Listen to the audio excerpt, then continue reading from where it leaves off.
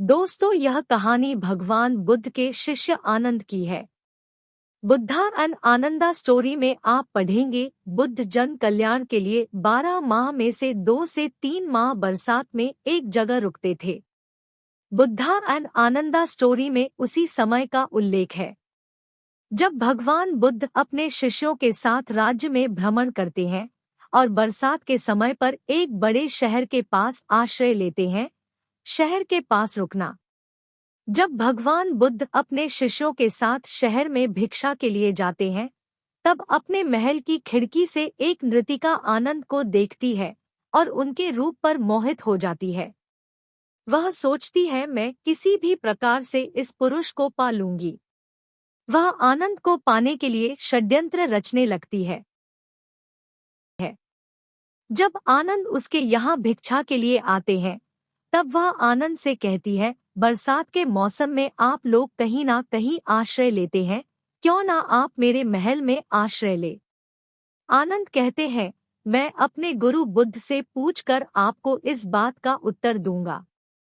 वह नृतिका कहती है, क्या आप स्वयं अपना निर्णय नहीं ले सकते। आनंद कहते हैं, मैं भगवान बुद्ध का शिष्य हूँ, मैं उनसे आज्ञा लिए बना यहाँ पर नहीं रह सकता। Buddha and Ananda story. आनंद का बुद्ध से पूछना। जब तक आनंद बौद्ध से उस महिला के घर रहने के लिए पूछते, तब तक और शिष्यों ने बुद्ध को यह बता दिया था कि आनंद को एक नृतिका ने अपने घर पर रहने का प्रस्ताव दिया है। आता आप संघ की मर्यादा भंग ना हो, इसलिए आनंद को वहां रहने से मना कर देना। बुद्ध ने कहा, जब आनंद मुझसे आकर पहुंचेगा तब मैं इस बात का निर्माण करूंगा। बुद्ध का जवाब। थोड़ी देर बाद आनंद बुद्ध के समीप जाकर उनसे कहते हैं, हे प्रभु, मुझे एक महिला ने अपने घर पर रहने का निमंत्रण दिया है। इतना सुनते ही पास खड़े शिष्य कहते हैं, वह सिर्फ एक महिला नहीं, वह एक नृतिका है। आनंद कहते हैं, मुझे तो वह बस एक महिला लगी जिसका मन पानी की तरह साफ है। बुद्ध यह बात सुनकर आनंद को उसके घर रहने के लिए भेज देते हैं। इस निर्णय का वहां पर उपस्थित लोग विरोध करते हैं और कहते हैं, अगर आनंद उस नृतिका पर मोहित हो जाते हैं तो संघ और आपकी छवि को बहुत आघात लगेगा। साथ ही साधु नृतिका के यहाँ रुकने लगेंगे तो समाज पर इसका गलत प्रभाव पड़ेगा। बुद्ध कहते हैं, यह एक प्रयोग है, मुझे भी इसका उत्तर नहीं पता। बरसात के बाद क्या होता है यह देखने योग्य रहेगा। इसका उत्तर बरसात के बाद ही मिल सकता है।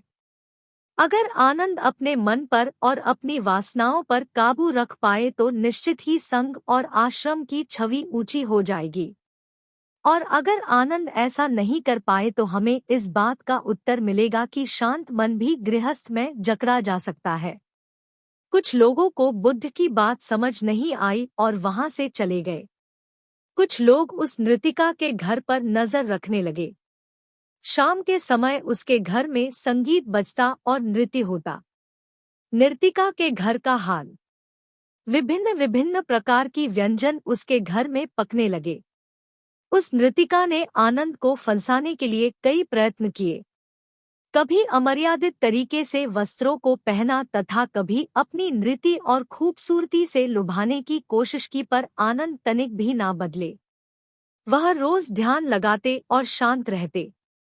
उसके नृत्य को देखते, उसकी बातों को सुनते और फिर ध्यान लगा लेते।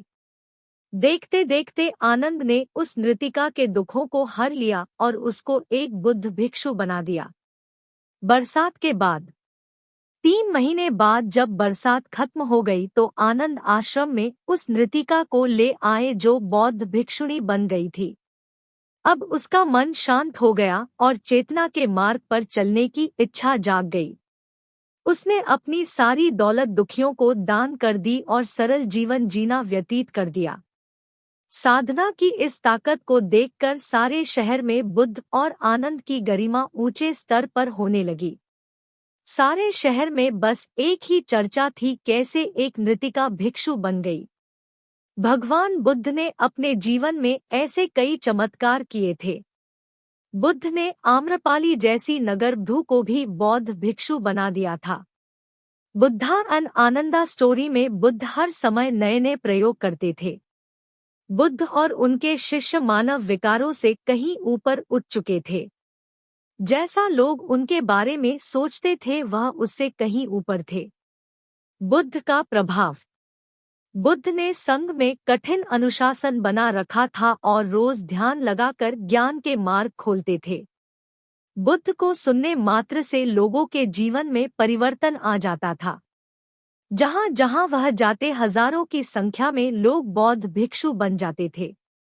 लोग अपना सब कुछ न्यौछावर करने को तैयार हो जाते थे। कुछ राजाओं ने बुद्ध से विनती की कि आप सैनिकों को भिक्षु बनाना बंद कर दे, अथवा जब सैनिक अपना कर्तव्य पूरा कर ले उसके बाद उनको संग में ले, क्योंकि राज्य में बहुत से सैनिक बौद्ध भिक्षु बन गए हैं और राज्य की सुरक्षा पर संकट आने लगा है।